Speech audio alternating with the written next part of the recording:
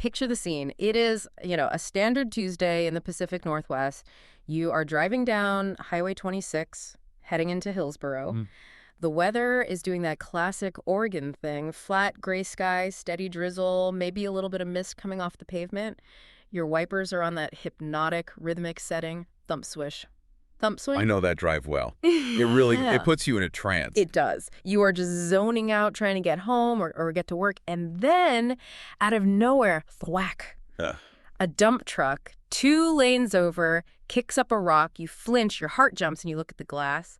And there it is, a chip. Maybe it's a starburst, maybe it's a bullseye, but it is right there staring at you. That is the sound every Oregon driver dreads. It's visceral. You feel it in your teeth. It is. And immediately, the mental calculus begins. You aren't just annoyed, you're worried. You start asking yourself, is this going to shatter? How much is this going to cost? And the big one, is this illegal? Am I going to get pulled over for this right here in Hillsboro? It is such a stressful moment because the windshield, it feels like this invulnerable shield until it isn't. We treat our cars like tanks, but that piece of glass is actually a really complex stress-bearing component. And the laws are confusing. Yeah, and the laws surrounding it, Yeah. they can feel incredibly vague to the average driver. Well, we are going to clear up that vagueness today. We are doing a deep dive into this comprehensive guide that was released just yesterday, February 4th, 2026. It's from Collision Auto Glass and Calibration. All right. And they've been serving the Portland and Hillsboro area since 2008, so this isn't just theory. This is based on, nearly 2 decades of navigating local roads and local regulations. And what I appreciate about this source is that it really bridges that gap between the dry legalese of the Oregon Vehicle Code and the messy reality of daily driving. Yeah. We aren't just going to tell you fix it. We're going to look at the engineering reasons why you should, especially for, modern vehicles with all their safety systems. Exactly. So we're going to unpack Oregon Vehicle Code Section 815.220. We're going to decode what impairment actually means legally, and then get into the weeds of ADS, calibration, urethane bonding, and why a quarter-size chip is basically your deadline for action. It is so much more than just a cosmetic issue. So let's start with that immediate anxiety. I am driving down TV Highway in Hillsboro. I have a crack in my windshield. Am I breaking the law? Just give us the verdict. The answer is a classic legal yes, but. It depends entirely on the specific conditions of the damage. I feel like there is always a but with traffic laws. There has to be. I mean, if every tiny little nick was illegal, nobody in Oregon would be driving, just given the amount of gravel on our roads. Right. So according to Oregon Vehicle Code Section 815.220, just having a crack isn't the violation. The law is very specific. The violation occurs when the windshield is cracked or broken or even discolored in a manner that impairs the driver's vision. Impairment. That seems like a slippery slope, though. I might argue I can see around a crack perfectly fine, but an officer might see it differently. Is there an objective standard here, or is it just a roadside debate? There is a standard, thankfully. It generally comes down to the driver's primary viewing area. Which is defined how? The easiest way to visualize it is the wiper sweep rule.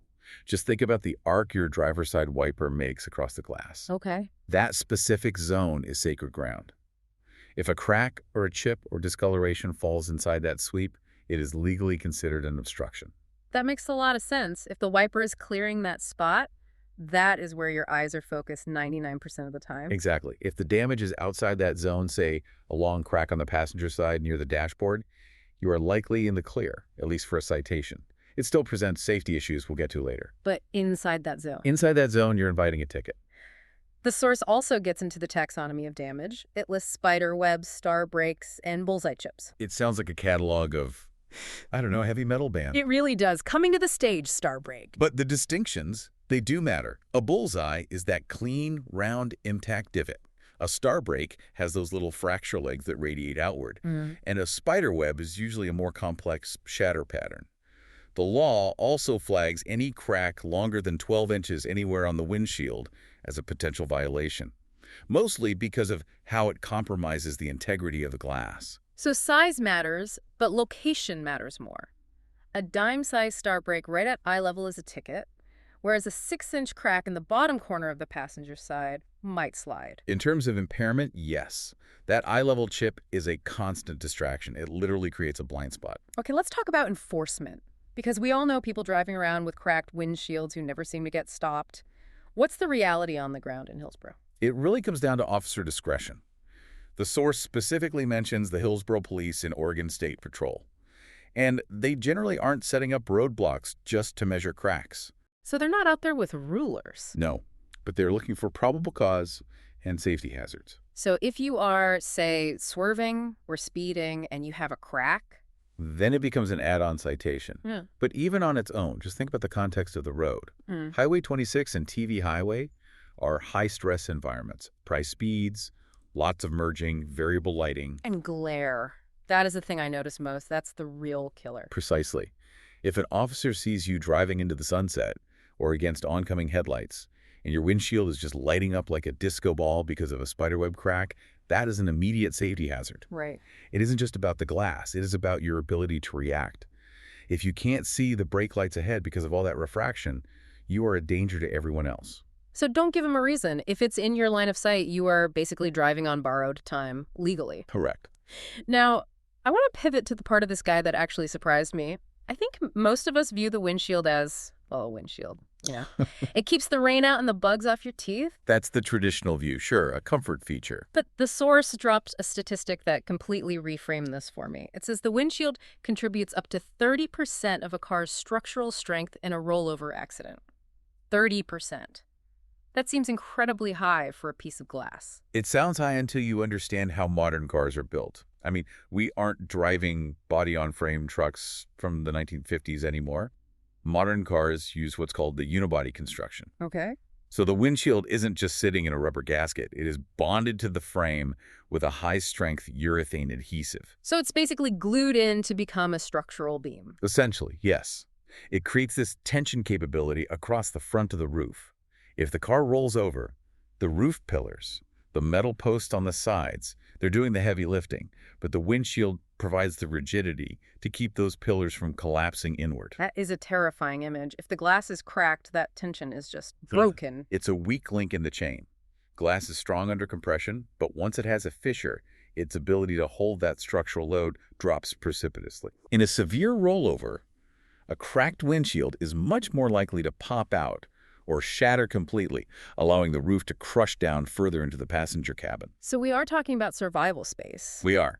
And it isn't just rollovers. The guide makes a crucial point about airbags, specifically the passenger side front airbag. I hadn't even thought about the mechanics of that. I just assume it pops out of the dashboard. It does, but think about the trajectory. It fires upward and outward at an incredible velocity, around 200 miles per hour. It needs something to deflect off of to position itself correctly in front of the passenger. The windshield is the backstop. Exactly. It uses the windshield as a springboard. If that glass is weak, or if the adhesive bond is failing, the force of the airbag deployment can blow the windshield right out of the frame. And then the airbag just deploys out the window instead of cushioning the passenger. Or it deploys too late, or at the wrong angle.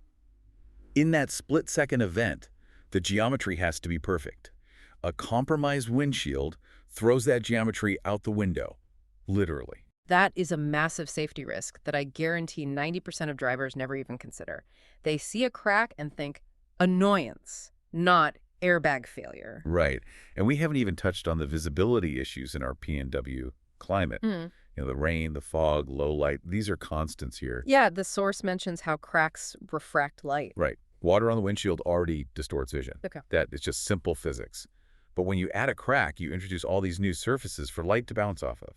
At night, with oncoming LED headlights or street lamps, a crack can create a starburst effect. Where the light just explodes across the glass. Yes. Yeah. It can cause temporary blindness, flash blindness for a second or two. At 60 miles per hour on Highway 26, 2 seconds is a football field of distance where you are effectively driving with your eyes closed. Okay, so we've established it is legally risky and physically dangerous. But there is a third layer here that makes this even more complicated for anyone driving a car made in, the last decade. The source talks extensively about ADAS. Advanced Driver Assistance Systems. This is where the windshield really transitions from being a structural component to a digital component. This is the lane departure warning, the automatic braking, the adaptive cruise control. All of that. We tend to think those sensors are in the bumper or the grille, and the radar often is. But the optical sensors, the cameras that read lane lines, identify speed limit signs, spot pedestrians.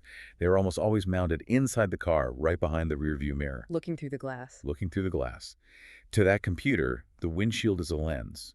It is a prescription lens that's calibrated to a specific clarity and curvature. I see where this is going. If you put a crack in front of a prescription lens, the image gets distorted. Precisely. If a crack or even a chip repair that wasn't done perfectly sits in front of that camera, it refracts the light entering the lens. The computer doesn't know the glass is cracked. It just receives bad data. So the car might think the lane markings are 6 inches to the left of where they actually are. Or it might fail to detect an obstacle altogether because the contrast is messed up. This is why the guide emphasizes that windshield replacement on modern cars is not just a pop-out, pop-in job anymore. It requires calibration. The source mentions this adds significant time to the repair. It does. There are two types: static and dynamic. Static calibration involves setting up these precise targets in a controlled shop, environment lasers, measuring tape, the whole 9 yards. Okay. Dynamic calibration involves actually driving the car on marked roads at specific speeds so the computer can relearn the new glass. And the source says this adds 1 to 2 hours to the service. At a minimum. And it requires specialized equipment. You can't just do this in your driveway with a basic toolkit. Oh, yeah. This is why choosing a shop that understands ADS like collision auto glass is so critical. If they skip this step, your safety systems might light up green on the dashboard. But they don't actually work. But they won't function correctly in a crisis. That brings us to the logistics. Let's talk about the pain points: money and time. Because I feel like everyone puts this off thinking it's going to be a huge hassle or cost a fortune. What does the guide say about the actual damage to your wallet? It breaks down into two paths: repair versus replace. And the difference is stark. Repair is for the small stuff. Yes. The chip fill. This involves injecting a special resin into the chip, vacuuming out the air, and curing it with UV light. The source estimates a repair in the Hillsboro area is typically between, say, $75 and $150. And time-wise? You're looking at 30 to 60 minutes as a lunch break. That is incredibly manageable. $75 is basically a tank of gas these days. It is. But if you ignore it and you have to replace the whole windshield, now you're looking at $200 to $800 for the glass alone. And if you have ATs? Then the price climbs higher. You need OEM quality glass original equipment manufacturer to make sure the sensors work, plus the cost of that calibration labor. You could easily be looking at over $1,000 for a complex windshield on a luxury car. So the financial incentive to catch it early is massive. The source mentions a quarter rule. I love a good rule of thumb. How does that work? It's a great visual aid. If the chip or the crack can be completely covered by a US quarter, so roughly an inch in diameter, it is usually a candidate for repair. Okay, so if you get hit by a rock, you pull over when it's safe, take a quarter out of your cup holder, and hold it up to the glass. If the quarter hides the damage, you can probably save yourself hundreds of dollars. Exactly. Do not pass truth. Do not collect $200. Go straight to the shop. Because once it grows beyond that quarter, or if it starts to spider out, you are firmly in replacement territory. And what about insurance? I feel like people are terrified to call their agent. They think their rates are going to spike over a windshield claim. The source is actually very reassuring here. Insurance companies are good at math. They know that paying $100 for a repair today prevents a $1,000 claim next week. Good point. So many policies cover chip repairs with a zero deductible. It might be literally free for you. That is a no-brainer then. For a replacement, it usually falls under your comprehensive coverage. You'll likely have to pay your deductible, which might be $100 or $500, but it won't be the full cost of the job. Yeah. And generally, comprehensive claims like glass damage don't jack up your rates the way an at-fault collision would. Now, we have to talk about the Oregon factor, the weather. The source specifically mentions how our climate acts as an accelerant for this damage. It is the enemy of damaged glass. We have high moisture and, fluctuating temperatures. Glass expands and contracts with heat and cold. Right. So imagine a typical Hillsboro morning in February. It's 35 degrees outside. Your windshield is freezing cold. You hop in and you blast the defroster on high heat. I do that every morning. You are rapidly heating the inside layer of the glass while the outside layer remains freezing. That thermal stress creates tension. If there is a tiny chip, a weak point, that tension acts like a pry bar, crack. Suddenly, your quarter-sized chip is a 12-inch snake running across your view. And moisture plays a role too, right? Yes, hugely. Water wicks into the microscopic cracks. If the temperature drops below freezing overnight, that water turns to ice. Ice expands. It forces the glass apart from the inside. Delaying a repair in Oregon is basically gambling against physics. And physics always wins. Always. There was one other weather-related logistical point that caught my eye: curing time. I think people assume that once the new glass is in, they can just drive off into the sunset. Not quite. The adhesive, that urethane we talked about, is a chemical compound. It needs time to polymerize and reach a safe strength. The source says this can be anywhere from 1 hour to 24 hours, depending on the glue used and the humidity. So high humidity, which we definitely have, can affect how long you have to wait. It can. The technicians will give you what's called a safe drive-away time. It is absolutely critical to follow that. If you drive too soon, the chassis flex of the car just turning a corner or hitting a bump could shift the glass before the glue fully sets. Which brings us right back to the airbag and roof strength issues. Exactly. If the bond is weak, the safety cage is weak. So if you are scheduling a replacement, don't plan it for a day where you need to rush to an appointment right after. Give the car a little downtime. I want to circle back to something we touched on briefly, but I think it deserves a spotlight because it feels like a hidden trap. The risks of waiting. We talked about safety and tickets, but there is a financial risk beyond just the cost of the glass. The source mentions insurance denial. This is the point that really makes you sit up straight. We assume insurance covers us no matter what, but insurance contracts require you to maintain the vehicle in a safe condition. That sounds ominous. It is a loophole. If you get into an accident and the forensic investigation determines that a pre-existing neglected crack in your windshield contributed to a safety failure, like the airbag deploying incorrectly or the roof collapsing too much, the insurer could technically deny coverage for those specific damages. Wow. So you could be paying premiums for years, but because you ignored a $75 chip repair, you might be on the hook for massive medical bills or liability. It is a worst-case scenario, but it is a real possibility. Some insurers explicitly state that known damage must be repaired to maintain full coverage. It's just not worth the risk. And the source also mentions resale value, which feels obvious, but I guess if you're trying to sell your car, a cracked windshield is a giant red flag. It screams neglect. It is the broken window theory applied to a Honda Civic. If a buyer sees a cracked windshield, they immediately wonder, what else did they ignore? Did they change the oil or the brakes shot? It devalues the car instantly, probably by more than the cost of the repair itself. Absolutely. You lose all your leverage in the negotiation immediately. So let's wrap this up. We have covered the law, the structural engineering, the high-tech sensors, and the wallet impact. Let's recap the big takeaways from this collision auto glass guide. Sure. Number 1, the law. In Hillsboro, driving with a crack is illegal if it impairs your vision, specifically in that driver's side wiper zone. Don't give the police a reason to stop you. Number 2, safety. Crucial. The windshield is 30% of your rollover protection, and it's the essential backstop for your airbag. Do not compromise the structural integrity of the metal box that is protecting your family. And number 3, the tech.